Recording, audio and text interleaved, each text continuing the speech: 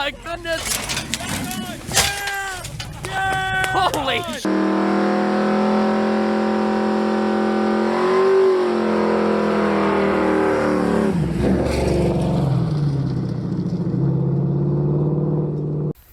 Hey friends, welcome back to the channel. It's a pretty nice day for winter out here, so I thought I'd come out here and do some filming and show you some future projects. In fact, one of them is going to be imminently in the future. Anyway, I think I mentioned this in one of my past videos that earlier this summer I bought a couple of trucks. Now the people that own the trucks did not have them stored at their place. They were stored at a farm. And let's see here, I'll show you the trucks. There they are. I needed a four-wheel drive truck to do a project. Basically I needed a cab and a chassis. But once I got this red one, we got it out of the weeds and I looked at it, it's too solid to do that with, but I still might. I don't really need it for anything else. It doesn't run. I think it's been sitting for like 7 years in a horse pasture. And honestly, I hate this body style. I like the white body style, but I don't like this style. But once we got it out, tires aired up and whatnot, it actually looked pretty badass. It's got a 460 in it and a C6 automatic. Sure wish it was a manual transmission, but anyway, that's kind of beside the point. The projects we're going to concentrate on today, this is one of them. Now when I went to pick up this red truck, I spotted this thing at the guy's farm. He had quite a bit of stuff sitting all over. But as you can see, this is one of them amphibious six-wheel drive toys. I've been wanting one of these since I was a kid. One of my best friends when I was a kid, they had his family had one of these sitting in the corner of their yard that didn't work. It was a green one, whatever brand that would have been at the time. So yeah, I've been wanting one of these for a long time. So yeah, I had to ask about it, and as you can see, it went home with me as I hauled the truck home. Now I'm not starting this one yet. I really want to because I'm eager to get this thing going. But let's see here if I can point it out. Like right in there, you can see the tub is actually cracked in a couple of spots. There's another one down in there. Now the reason I'm not getting started on this is I want to, you can see the engine. I don't know if that's even the original engine for it, but I've got another engine I'm going to try to put in it. Now what I want to do for this is tear it completely down and do some repair to the tub, then put it back together and then possibly bed liner the tub. But if any of you viewers out there have any advice for how to patch this tub, I would sure be interested in hearing it, because this is not fiberglass. This is like a plastic, and it's kind of gotten a little bit brittle over the years. I'm kind of thinking I'll use some fiberglass to patch it, or maybe like epoxy a piece of aluminum tread plate over that or something. I just don't know. Anybody got any advice? I'm all ears. And then plus, if I do bed liner the whole thing to hopefully add some strength to it, I'm not sure what brand of bed liner to use. You know how they all are. They all claim they're the best, but see, here's the thing of it with my way of thinking.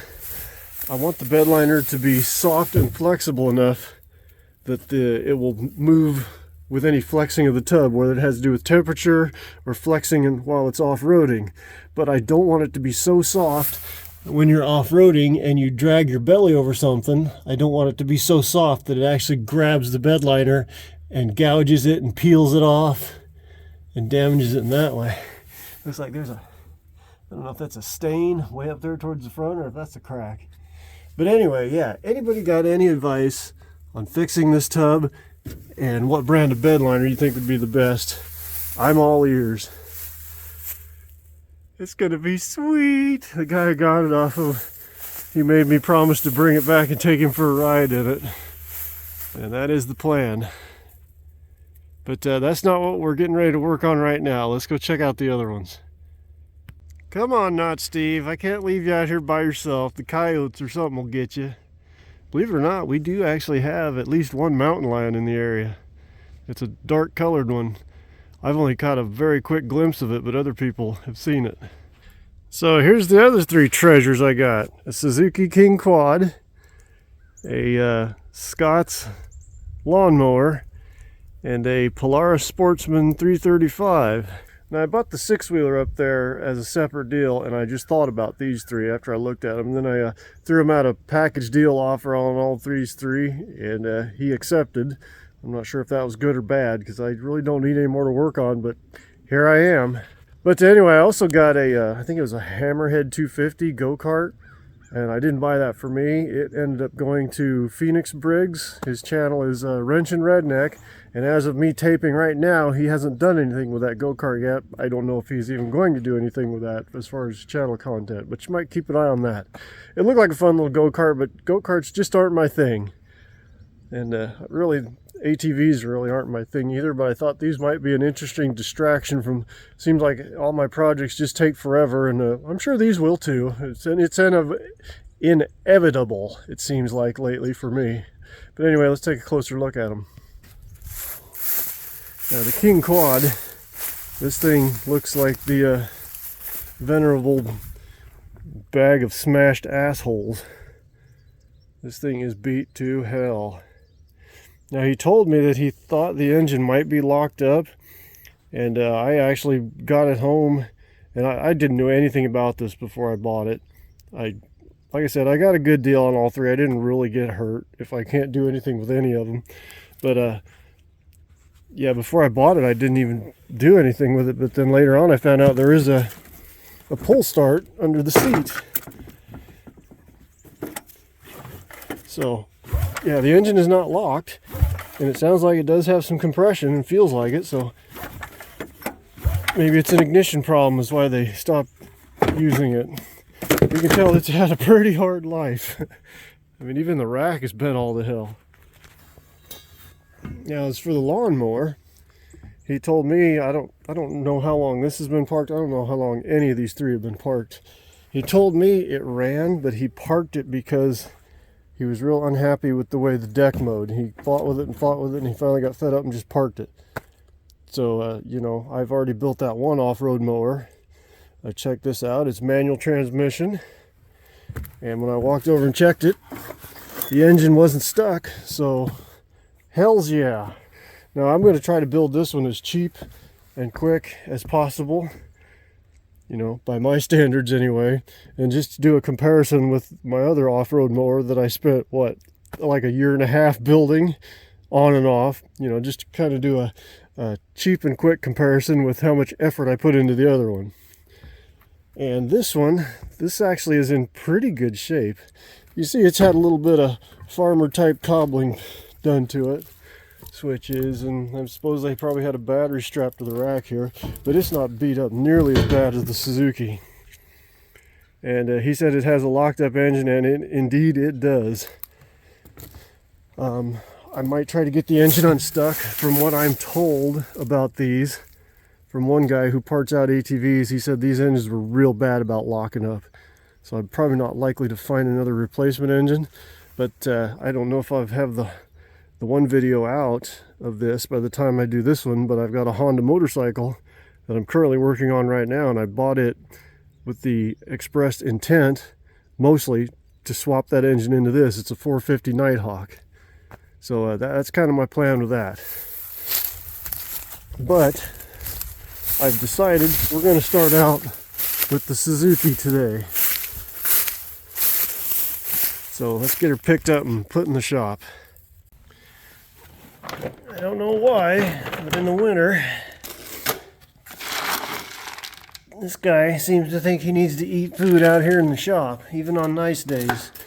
He normally gets fed up by the house. You win.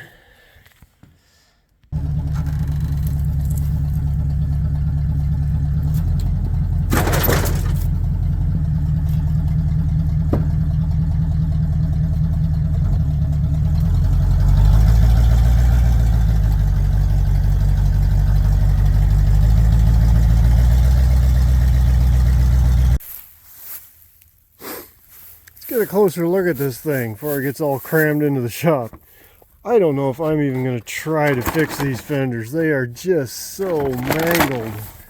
There's one screw holding this whole thing on. The front rack isn't bad. As I already pointed out, this rear one is just mangled. I don't know, you'd think if this thing would have been rolled, the handlebars would be mangled too, but I'm guessing it probably just got something dropped on it or something. But yeah, this rear fender is just, it's in pieces practically. Seats obviously trashed. Tires aren't much to speak of. They won't hold air for very long.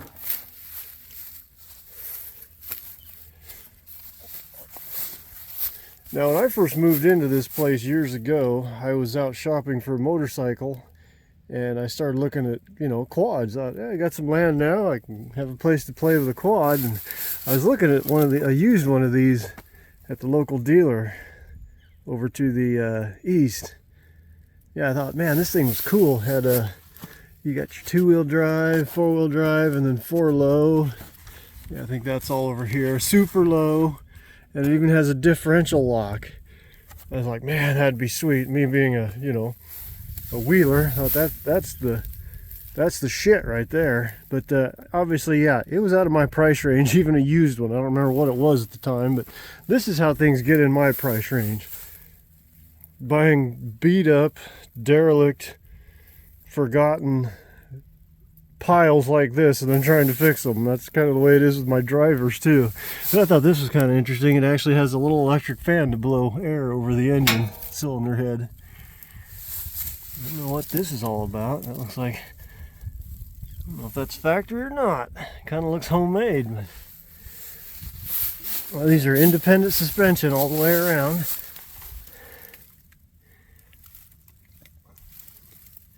Looks like the rubber boots back here are in good shape. Can't really get in there and show them to you. What is that? The engine oil is back here. Seems like I'd read that, yeah, the entire drivetrain is one piece on these. You can't like separate the differentials or like I'm gonna try to redo with that Polaris over there and repower it. That's not really possible with these because they're all built as one unit. Everything's built together.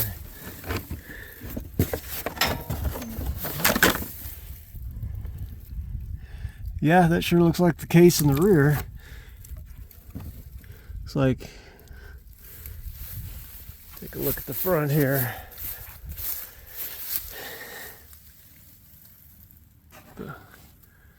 The boots are good up here too as well. That's great. I don't know, is there a drive shaft running in the front? Yeah, there actually is. So it's not built in. But the whole rear section is. Anyway, let's get her in the shop. Start tearing all this busted up plastic off so I can get to the stuff to work on it.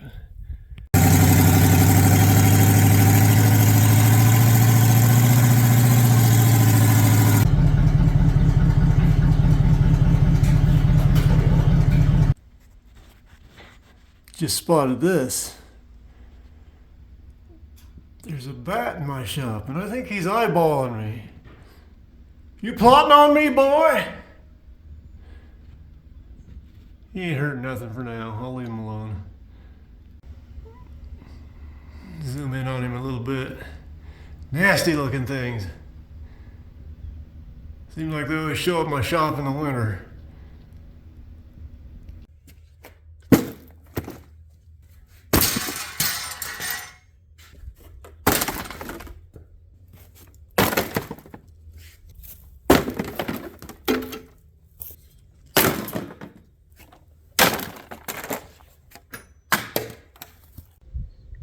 Well, you guys know the story by now. I run out of time for today. I might be able to get back to it later this afternoon, but I have an obligation I have to go take care of right now.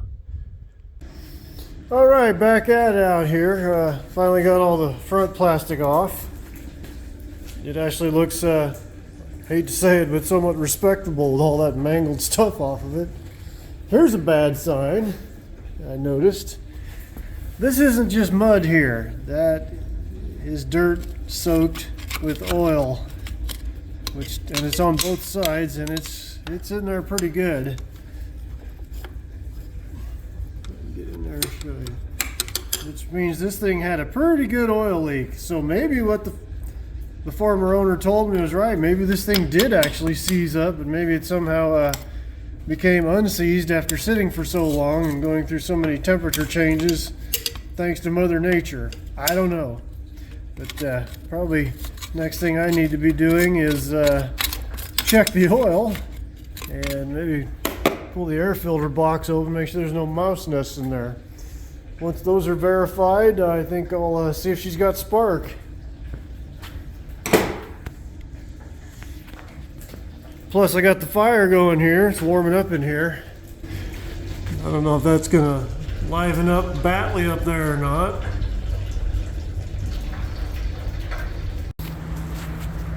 No mouse nest in the air box, but the air filter element, it is just crumbling away to dust here. Well, this is convenient. The full-size automotive battery just fits right on there. And the previous owner has conveniently put these automotive style terminals on this. So let's see if the smoke rolls. I'll have to tighten that up, but you get the idea. Okay. Nothing terrible happening yet. I'll tighten them up and we'll give her a go, see if she cranks at least. I don't see a start button anywhere, so I'm assuming it's just all key operated. Lit up. No cranky. Okay, that's... Let me get some light on this.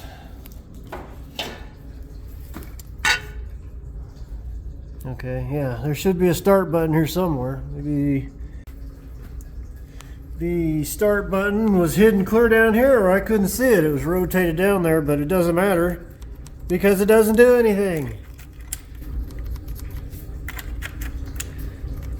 Alright, I'm going to... I saw that the starter solenoid was up here. I don't know, maybe this fuse has something to do with it. Or if not, I'll try just shorten it out. Well, the fuse isn't popped, but if you look closer there, you can see the blades are really corroded. It put up a hell of a fight getting it pulled out of there.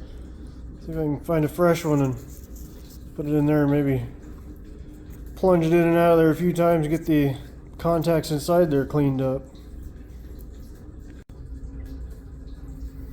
Let's try again. Place your bets. Nothing. Alright, we'll try to jump it. Alright, starter works at least. Well, before I moved on to trying to get spark, I decided to investigate the starter circuit a little more. I started back tracing the wires and I found where these wires are brittle and they've already been patched a couple times. This is as close to the harness as I can get. I'm still not getting juice to either one of these with the key on and the starter button pushed, so I don't know what's going on there. The only other hot wire I'm seeing, other than what goes to this solenoid, there isn't one coming off of that, is this hot wire here, which must be the one that feeds the entire rest of the machine. So I'm kind of, I guess what I'm getting at is I don't know if there's actually going to be any power to getting through to power the ignition itself. So at this point I just have to try it and find out. And if not, well, I'll keep troubleshooting from there. So I don't have enough hands to do all this. So I'm just going to have to rely on the camera to help me here. I'm just going to have to film it and then review the footage. Or, well, maybe I can watch through the camera. No, can't quite do it.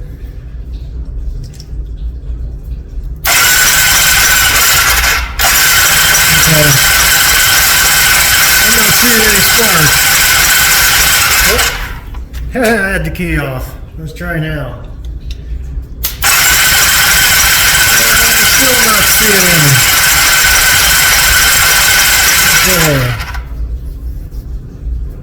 That just leads to more questions than answers here.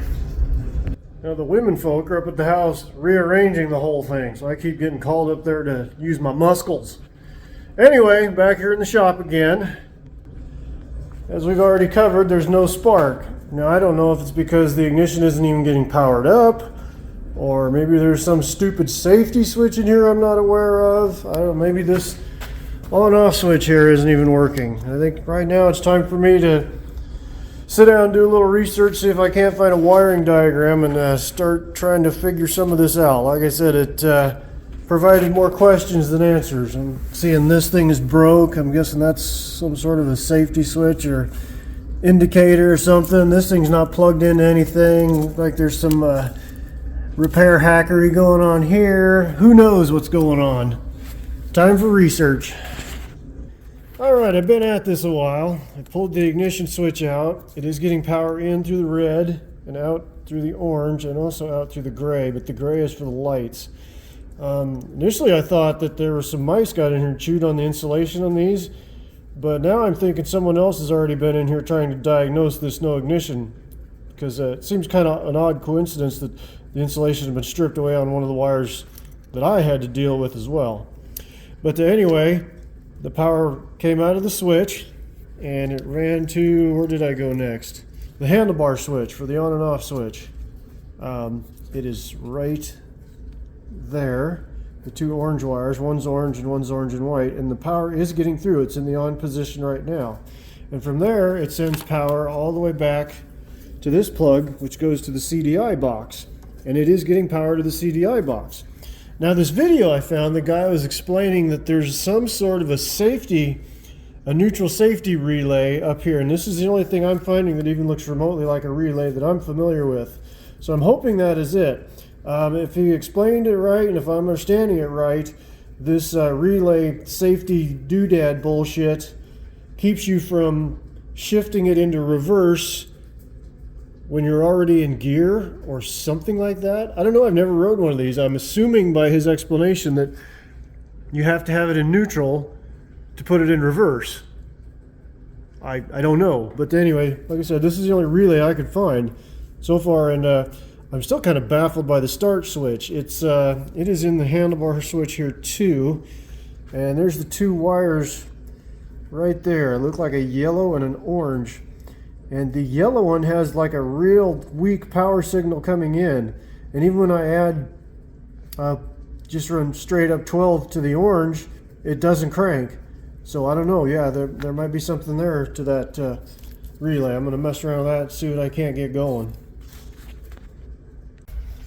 Okay, so let me tell you what I've discovered with this relay, or I believe I've discovered. Now this, to my understanding of the way relays work, you've got one power wire in, you have a signal wire that activates the relay. Typically I think you're going to have a ground, to complete the circuit, and then you'll have where the power goes out. This one is not working that way. What I've got going on here, there is no power, make sure I got that, in this at all, which to me a relay should have a power going in. It's just not being activated until the signal wire goes. But anyway, once I turn the key on, this orange wire here, let me shut this off.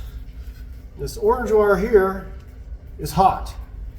There's a blue wire here that is very dim. Now, this is what's interesting. I noticed when this blue wire is grounded through the test light, the indicator light up here on the dash for the neutral, so I'm assuming that's for neutral, is on, which I have not been able to get on previously yet. Nothing with the other two plugs. So I'm assuming the orange is the signal wire, the blue is somehow a ground, and it also provides the ground for the indicator light. And I don't know, maybe one of these should be hot but isn't. So far every fuse I've found here has been good, so maybe I better just keep looking. Alright folks, I've been at this for a while, couple hours now. I hate wiring. I think I've mentioned that before in one of my other videos, maybe more than once. I hate wiring, and my patience runs thin, so I'm not going to record it. And honestly, you weren't missing anything anyway other than me muttering curse words under my breath. But let me show you what I think I found. This is my theory. I could be wrong. I'm no wiring expert. Now I think I have multiple problems here. I think one of it, okay, now if you look at this relay, I've come to the conclusion, right or wrong, that this blue with black striped wire eventually somehow goes to ground, and that ground is really weak. I've also, because if you look up here, these indicator lights also have a blue with black stripe. So they have to ground as well somehow. And that's why I was getting my indicator light. When I would put my test light in there, it would kind of give it a little extra ground. As you can see here, I've just jammed a wire in there and run it to the negative post on the battery. And that seems to solve some of the problem. The other problem with my starting circuit was actually just the starter button, which I'm assuming that was from 3 years of this thing sitting outside, neglected and forgotten. I texted the previous owner and asked him if he had any idea how long it sat dead, and he was thinking 3 years. I had to take this little switch apart, clean up the contacts in it. It seems to be working now. That, along with grounding that post on that relay, seems to have everything working, except there's still no spark, but at least it cranks now. And from the videos I've seen, the orange with white wire right there, that is hot when the switch is turned on, so that powers up the CDI. I'll show you. Switch on. Where'd the starter button go? Indicator lights work. And shut it back off. Click. Okay, now I think I've come down to the conclusion that either the coil or the CDI box is bad, and that's what killed this thing originally. And the starter button issue was just happened from it sitting around. And why the relay needs a little extra ground power, I don't know if that's just from it sitting around or what. I could be totally wrong on that. Maybe some reason that blue and black striped wire goes around here and somehow hooks into the CDI box, and it's not helping out either. But I don't see a blue wire with a black stripe in it, but that doesn't mean it doesn't hook into there somewhere. I'm going to call it a night for the night. My back is killing me from being perched on this damn tire for so long. I'm going to go inside and take a shower. I got a lot of running around to do tomorrow. Before I close up shop for the night, I did test the coil. The primary, it's running too much resistance. Not by a lot, but on the secondary side, it's good. It's within spec. So I think, yeah, once I go inside and take a shower before I go to bed, I'm going to do a little more research, do some pricing on coils, CDI boxes, and then maybe try to find a wiring harness to really tell what that blue and black wire is doing. As a little side note, this broken wire here, that apparently is a temperature switch. This orange wire is hot all the time when the key is on, and if you put the power to this side of it, it makes the electric fan run. On another happy note, it's gotten warm in here all night. Yeah, sorry, it's not focusing very well. And you know it's got to be warm up there in the ceiling. Mr. Batty McBatface there was pretty satisfied just to stay there all night. So we're getting along okay, as long as he decides to stay up there and leave me alone. So it's probably about a week later now. I ordered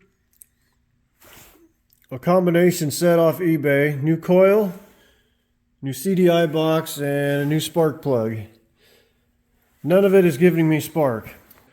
Additionally, when I was messing around with the starter switch, I discovered that the choke cable is seized up. And I've been soaking it with penetrating oil and I cannot get it to go. So I already ordered the choke cable and it's on its way. And to get this other end out, I pretty much had to get the carburetor pulled out of there. So I decided the carb's already that far out. I mean, it's out practically. So I just, unhooked it from everything that was still remaining, and I went ahead and gave it a cleaning. But anyway, I'll do some more research and then get back to this and get the carburetor back together.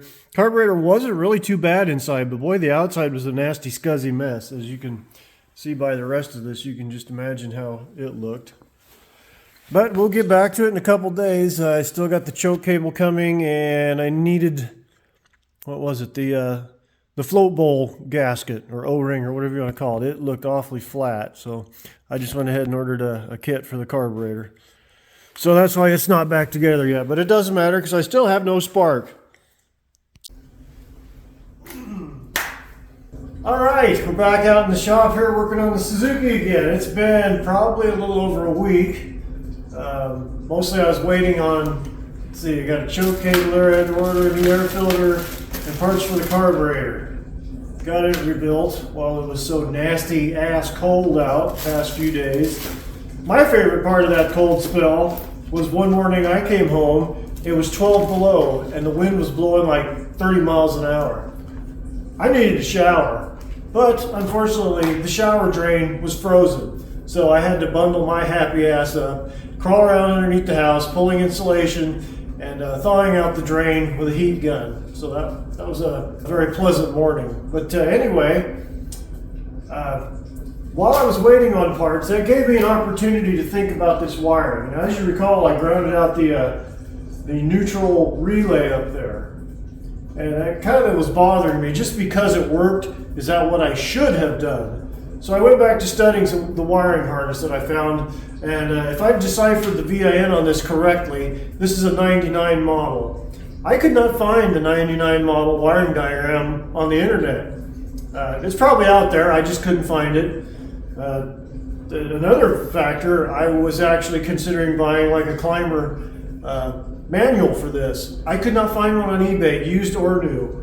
Doesn't mean they're out there, I just couldn't find them. Plenty of people wanted to sell me a download, but I don't know, call me old school, I'd rather have a paper book in my hands working on something. That's just what I'm used to. But anyway, so far the 98 wiring harness that I've been able to find on the internet seems to be the same as this from what I've dealt with it so far. So I got to studying that wiring harness, and as I already covered, the neutral indicator light and that relay there, they both go into a blue wire with a black stripe, and they run into a reverse switch, and then from that reverse switch they run into, well actually when it comes out of the, no wait, I don't know. Anyway, they run to a reverse switch, and from the reverse switch they go into the neutral indicator switch, which is probably, I see some sort of switch right down in there. Yeah, right there. But it looks like all the wires going in are intact. But I did find this loose wire. I don't know, I'm assuming by the coloring, going by the wiring manual, wiring diagram, this is the wire that should run to the neutral switch. And what the neutral switch does is when you're neutral, it grounds this wire, which is the same as what I was doing up there. It grounds it and lets the engine crank when you want to start it. So the neutral switch, all it is just like in a car. It's just a safety thing. The engine will not crank to start unless the transmission is in neutral. So if I'm correct, all I got to do is find somewhere to ground this wire instead of like where I had it temporarily grounded up there. Just ground this wire permanently. It'll start. It'll start in any gear. Like I said, it was just a safety thing. I'll get to trying that later. Additionally, as I was trying to figure out my no spark issue, if you watched my Honda Nighthawk video that I did just before this one, you'll know that this cheap little meter kind of fucked me on that Honda. It was totally inaccurate, and I went and got a new one, and it kind of screwed me on this one too. Once I got a new meter, anyway, you won't be hurting anybody anymore. I got a new meter. I tested everything, the coil, the signal pulser that tells the CDI box, you know, where the position's at, controls the ignition basically. Tested everything I could, everything was fine. But you know what I did find with that new meter? It had a conductivity feature on it, which that cheap little piece of crap didn't. So I got to testing wires, and there's a wire that runs between the CDI box and the pulsar coil that's down there in the engine, and there's a wire there that the signal's not getting through. So I have a damaged or broken wire running from the CDI to the pulsar coil. So that hopefully is my ignition problem. Additionally, astute viewers might have noticed I have different rear tires on it. I had to go to the tire shop anyway, have some other ATV tires done for another project, and I had these just sitting in the shed doing nothing, and that kind of tells you how faithful I am that I'm going to get this thing running. I paid to have these tires put on. Now, if you've been watching my channel, like my 17 loyal viewers are, thank you very much.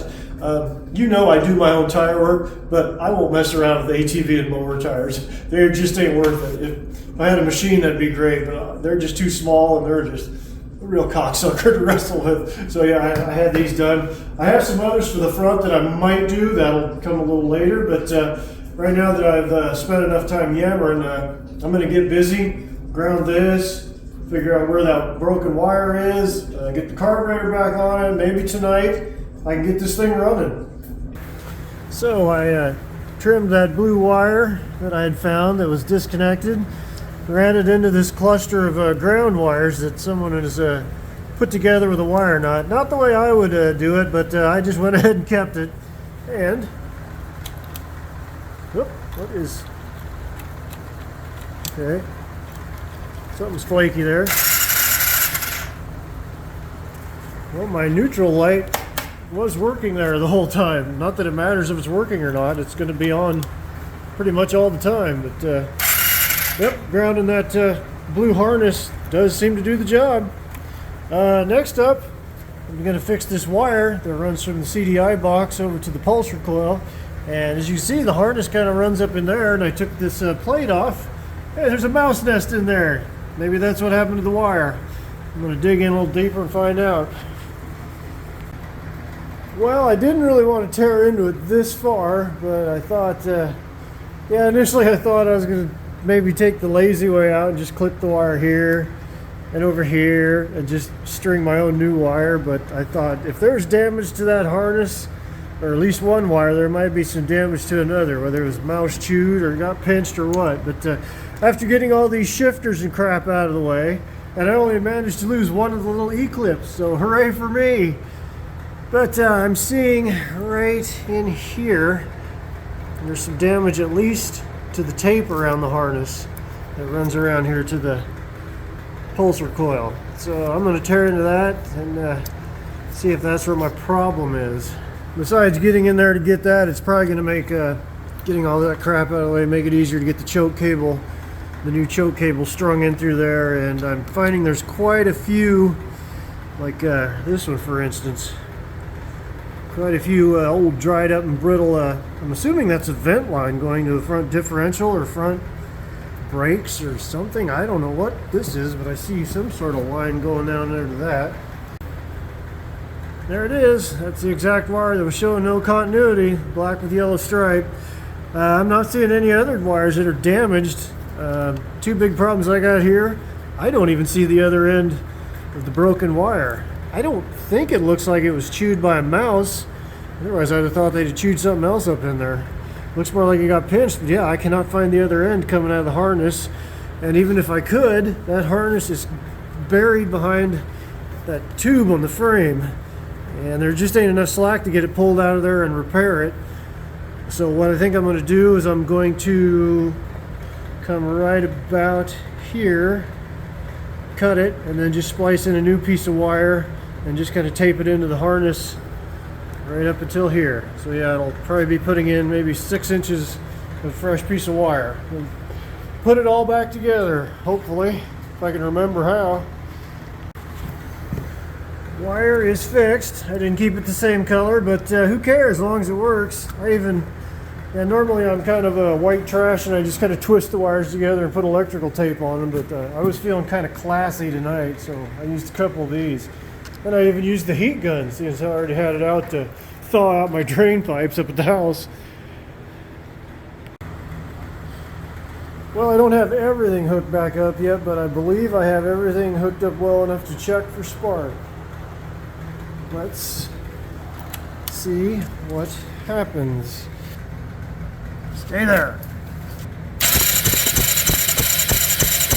Yay! I'm useful. All right, the moment of truth is upon us.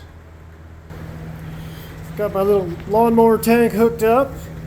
Carburetor's on there. That was kind of a bitch getting the throttle cable and the choke hooked up. I think I got all the vent lines hooked up. This thing has a million vent lines. For the differentials, the brakes, the carburetor, yeah, I don't know. They're just everywhere. I think the only two I haven't got, there's a vent on each side of the carburetor here. Those are so rotten they just fell apart, so I need to get some of that. But everything else is hooked up to where I do believe she's ready to try. Now, like the Honda Nighthawk that I just did, this may not run right. Although the Honda ran pretty damn good, I would say. But this may not run right because it's not running through the air box. But enough blabbity bland. Let's see what happens here.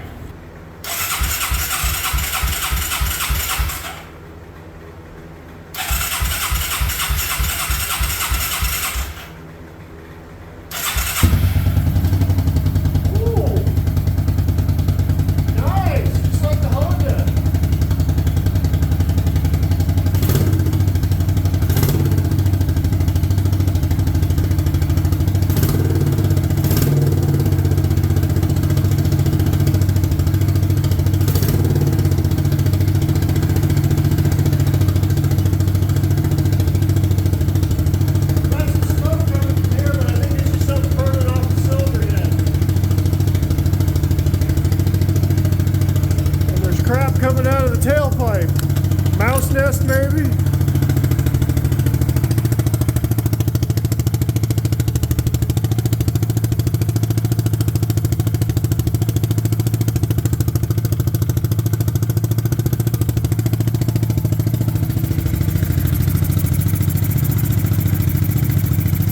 It's just some old oil burning off the cylinder head.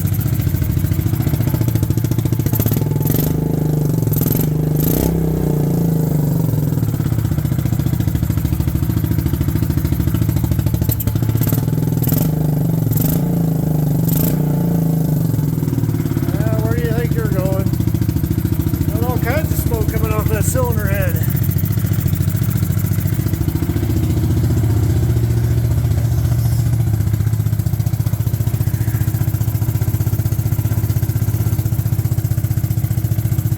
Sounds good. No hammering or knocking, no funny noises. No smoke coming out of the exhaust anyway.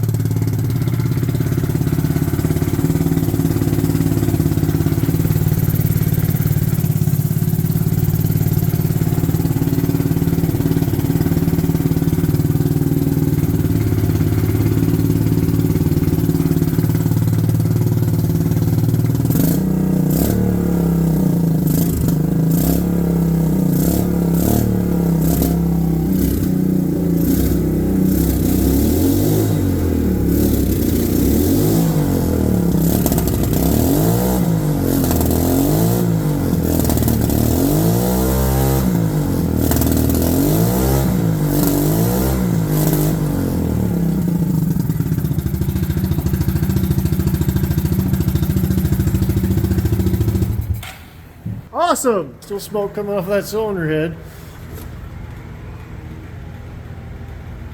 I'm gonna have to clean out that fuel tank. I do need to order the temperature switch. It turns on the electric fan. I need that boot that goes from this air duct to the air filter box. It's got splits in it. There's one right there you can kind of see. So far, looking like a win. I'm going to call it a night. The women folk have decided they want to go shopping tomorrow. It is actually tomorrow now. So they're going to do some heavy-duty shopping. So they want to use my 1-ton extended Ford van. And of course, as you know, the only vans women can drive are minivans.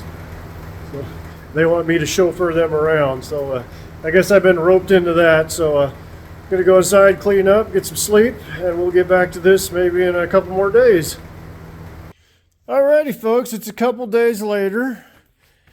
Actually, I worked on this yesterday afternoon as well, but I ran out of daylight, just like today, to take it on a test cruise. I figured I wanted to, now that I had it running, it'd be a good idea to see if the thing would actually move and all the drivetrain functions before I go throwing any more time and money at it. Getting the airbox on was a bit of a bear because of this boot here. Old, hard, dried up, put some heat to it with the heat gun, and that helped a lot. I didn't actually buy the boot for this. As you recall, it was split. This is actually a piece of a, where'd it go? A Ford rubber intake hose from a fuel-injected 460 that I carved off of there. So, yep, had to get some Ford stuff in there. Once I got the airbox on, it actually did not bolt to the tabs back here. It's like this boot shrank or something in it, enough to pull the box forward. I was afraid if I just put the bolts in time, it might actually pop it off of the boot. So I got some, you see them in there? Probably not, it's too dark. I got some 3/8 nuts right in there between the airbox and the actual brackets. Still got the little lawnmower gas tank. Got the battery ratchet strapped down. When I ran out of daylight yesterday, I went ahead and messed around with the fuel system. And I went ahead and I put some fuel in it. And obviously I still had the line unhooked here because I was running on the mower tank. Just wanted to see if I could get the fuel pump working. I tried the fuel petcock in all the positions and I couldn't get nothing to happen. From what research I've done on this and what I've observed, the fuel petcock, it's gone now. I took it off. But there's like a vacuum diaphragm on that petcock that if the engine is shut off, it automatically shuts the fuel off at the petcock. And let's see, how do I even go about explaining this? But I didn't know if the petcock was messed up or the fuel pump. The fuel pump up here, it's like on a lawnmower. It's one of those vacuum pulse operated fuel pumps. But anyway, I still, no matter what I did, I couldn't get any fuel to come out of the fuel line. I tore into the fuel petcock, and it was actually putting fuel out to the pump, which it shouldn't with the engine off. And then when I popped the vacuum line off that actually controls the diaphragm to the petcock, it had fuel coming out of it too. So yeah, the petcock was obviously fucked. And even so, I'm going to go ahead, well, obviously because there was actually fuel coming out, even though it wasn't supposed to be, but the fuel pump wasn't pumping it anyway. So I need both a petcock and a pump. But like I said, I'm going to wait to order that until I take this thing for a test drive. As I already pointed out, I'm out of daylight again today. I had to go into town this afternoon and run some errands. But I think what I am going to do, I got some other stuff to work on here. At least tonight, I can at least try to drive this from here out into the other part of the shed to get it out of my way for now. And then maybe tomorrow, although we got freezing rain and whatnot coming, that might make the test drive tomorrow fun. But we'll see if the thing will even move right now to get it out of here. One other thing I discovered accidentally, my choke had been on the whole time I had it running. So, and that combined with what was going on with the fuel petcock, pulling fuel out of that, and it was all kind of messed up. I think I got it good now. I got the choke off, had to idle it way up to get work, but seems to be running okay right now. But yeah, we'll find out.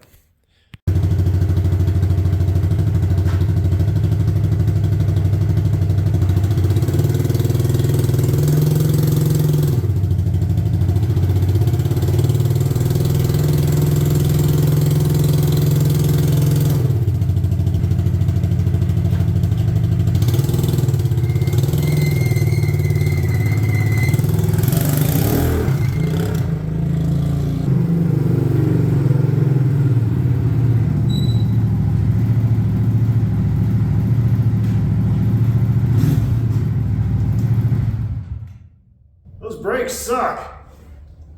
Well, I'd be lying if I said I didn't go out and play a little bit before I pulled it in here.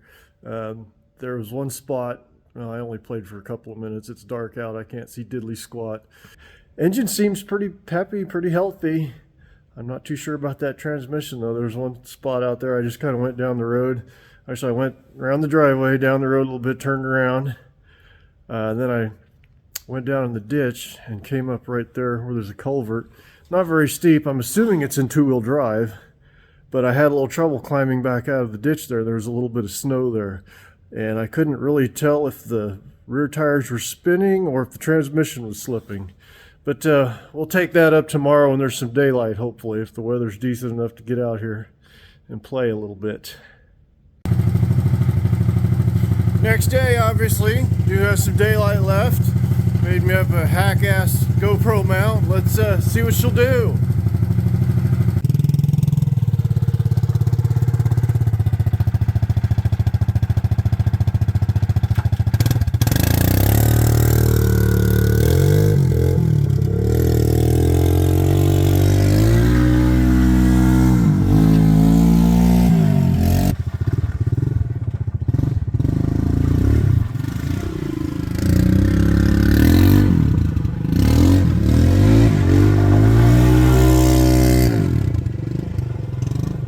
Well, if you couldn't tell there by that footage, the transmission was slipping pretty damned hard.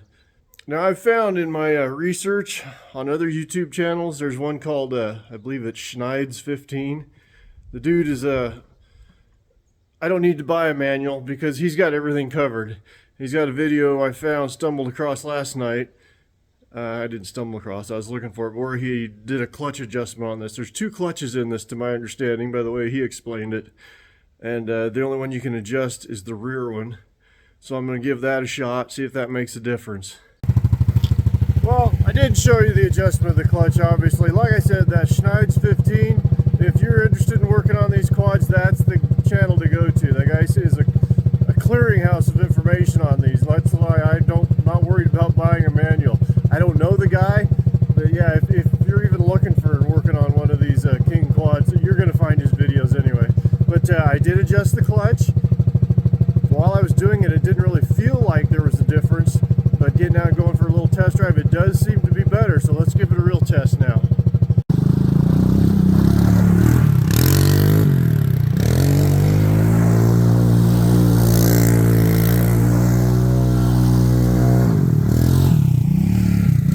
It's better, but it's still not great. Let's play around with it a little bit more, maybe even try out the four-wheel drive, the super low, and all that. See all that is before I decide what its future course is going to be.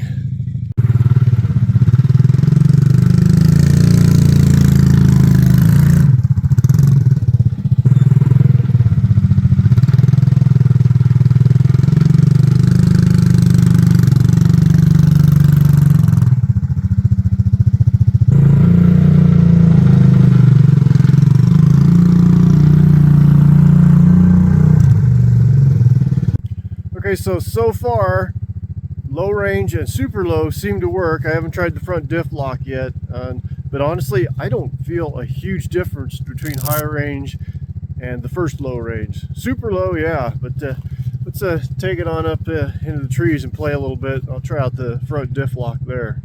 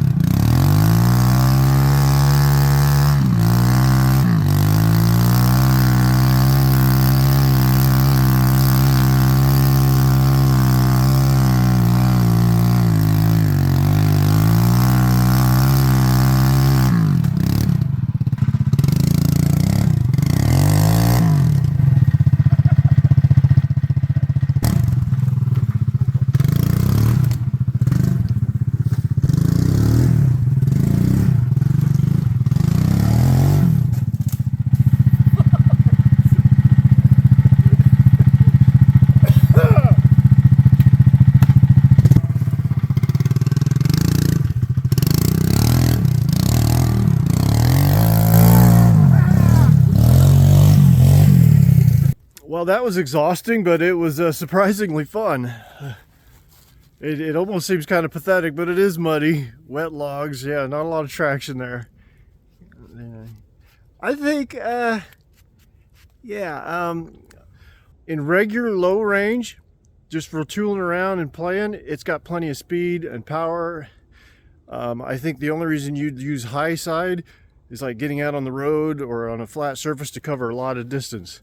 Maybe that's why it always seems so gutless in a high range. As you can see, the front diff lock was working, but it was kind of sketchy. It would kick in and out a lot. I'm thinking, yeah, I'm going to carry on with this thing. I'm going to call this an episode. It's running, it's driving, it's usable. It needs more work. I'm going to do something about the brakes. There's very little, pretty much non-existent in the rear. There's nothing in the front. They're hydraulic on the front, and even though there's pressure on the lever, there's nothing happening there. I think the master cylinder on the handlebars is seized up. What else? I'll go ahead and get some better tires on the front.